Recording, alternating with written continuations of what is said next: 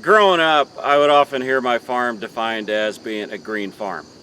And that was not unusual, right? You had green farms, red farms, blue farms, yellow farms, galvanized farms. What it meant was the color of equipment that you had on your farm was how people described your farm.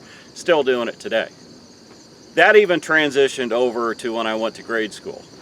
Me and my buddies, the other farm kids, we would spend all day giving each other the business. Oh yeah, your pencil broke, just like your red tractors. They go, yeah, but when I take my pencil to the pencil sharpener, it doesn't cost me $100 an hour to get it fixed like your green tractor. I mean, stuff like that all day long, right? So when I would come home, I'd want Dad to do the same because Dad was a deer guy. He had the deer hat, he had the deer belt buckles. When he wanted a present for his birthday or anniversary, he's like, oh, give me some antique deer stuff. That's what he was.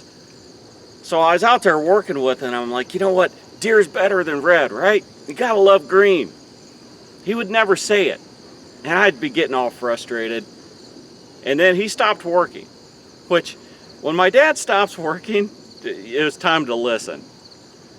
He just looked at me and he said, it's not about the color of the equipment. It's about the character of the farmer. Do you remember when the tornado hit and the neighbors came over with their red loaders and helped us? Red was pretty good that day. Do you remember when the neighbor died and we all got together and we harvested his crop?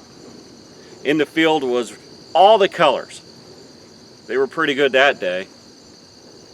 I was a kid, right? You're 8, 9 years old. You're frustrated. You're like, whatever, Dad. You're kicking the ground. But I'll never forget that lesson.